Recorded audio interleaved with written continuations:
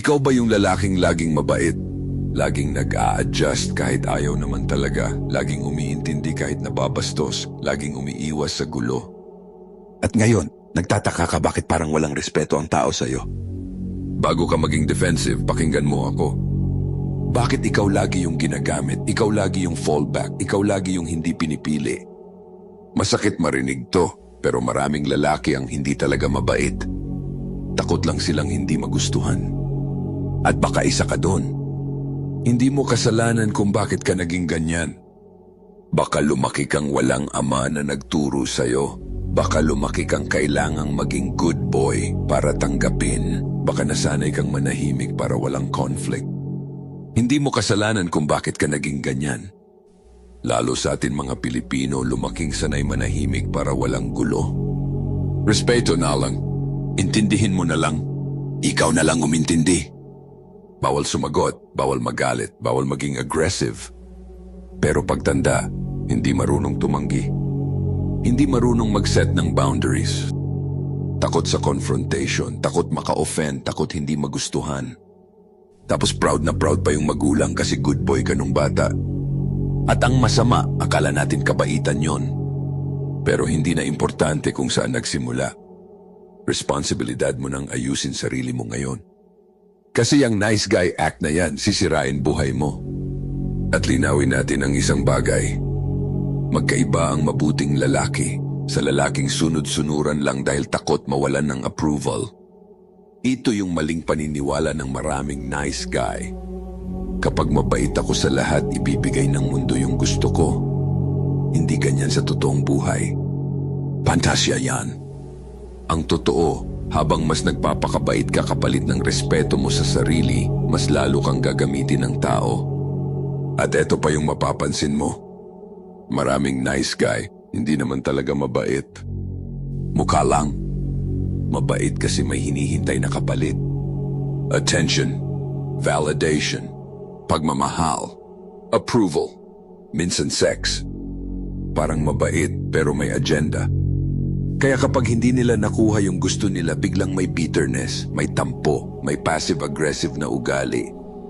Dahil hindi totoong kabaitan yan. Transaction yan. At karamihan sa nice guy, addict sa approval. Kailangan gusto sila ng lahat. Kailangan walang galit sa kanila. Kailangan walang conflict. Kaya imbes na maging totoo, nagiging people pleaser na lang sila. Kabaliktaran ng nice guy, ang lalaking may tunay na masculinity. Kapag mabait siya, totoo. Walang hinihintay na kapalit, walang manipulation, walang pag-good boy performance. Mabait siya kasi gusto niya, hindi kasi desperado siyang magustuhan. At hindi siya takot makipag-disagree. Hindi rin siya takot sa conflict. Hindi siya naghahanap ng gulo, pero hindi rin siya tumatakbo kapag dumating na.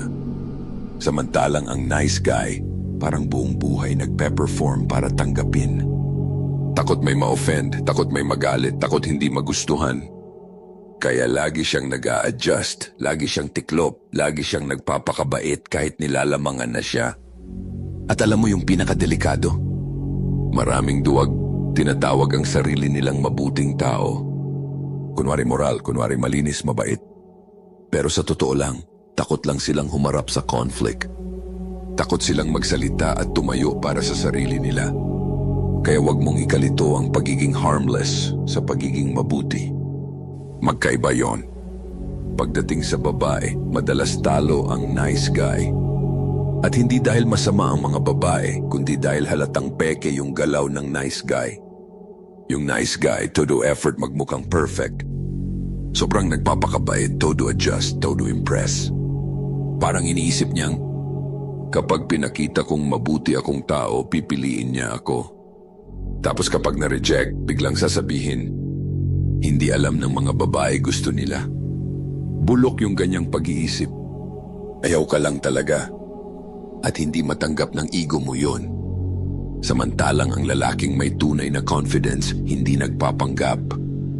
Hindi siya umiikot buong buhay niya para magpa-impress. At kapag ni-reject siya, simpleng move on lang. Tuloy lang ang takbo ng buhay. Walang drama, hindi naghahabol, hindi iniisip na friend mo na baka may chance. Hindi siya mag-aaksaya ng 10 taon sa friend zone habang umaasang isang araw mamahalin din siya. Kasi marunong siyang tumanggap ng realidad. Pero ang nice guy madalas gumagawa ng pantasya sa utak niya. Pinipilit niyang paniwalaan na special connection yon kahit malinaw namang hindi siya gusto. At habang tumatagal nagiging bitter siya. Galit sa babae, galit sa mundo, at inggit sa mga lalaking may confidence at nakukuha ang gusto nila. Pero sa totoo lang, sarili niya talaga problema niya. Kung gusto mong tigilan pagiging nice guy, unang hakbang, umamin kang may problema. Kasi walang lalaking gustong aminin na siya yung laging hindi pinipili. Yung tipong pinipili lang pag walang option, yung laging ginagamit, yung convenient lang kapag may kailangan ng tao. Kaya tingnan mo sarili mo ng totoo. Hindi yung version mo sa utak mo, tanggalin mo yung ego mo kahit 1 minuto lang. Tignan mo yung totoong ikaw at tanungin mo, may sama ka ba ng loob kapag hindi nasusuklian yung kabaitan mo? Nasasaktan ka ba kapag hindi ka na-appreciate matapos lahat ng ginawa mo? Pause ka muna dito kung kailangan. Kung honest na oo yung sagot mo, ibig sabihin may tinatago kang expectation. At kailangan mong harapin yan. Pangalawa, matuto kang magsabi ng hindi. Hindi lahat kailangan mong pagbigyan. Hindi lahat kailangan mong intindihin. At hindi mo kailangang sirain sarili mo para lang walang magalit sa'yo. At ito yung hindi maintindihan ng maraming nice guy. Mas nirerespeto ang lalaking may boundaries kaysa lalaking oo lang ng oo. Pangatlo, maging mabait ka lang kapag totoo mo talagang gusto, yung tipong natural lang at walang sapilitan. Hindi para may kapalit, hindi para ma-validate o para gustuhin ka. Kasi ang tunay na kabaitan walang agenda. At panghuli, ayusin mo sarili mo. Magsimula ka sa katawan mo, tapos yung confidence mo, at susunod yung isip mo.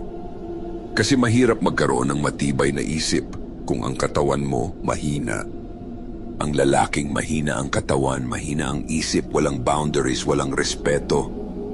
At ang lalaking desperadong magustuhan ng lahat, madalas nawawala pati respeto sa sarili.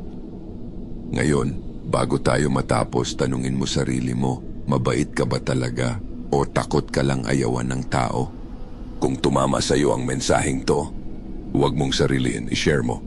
Ipakita ang suporta sa pamamagitan ng pag-like sa video na to. Huwag kalimutan mag-subscribe para sa mas marami pang unfiltered lessons kagaya nito. Tayo ang Sakdal Laya.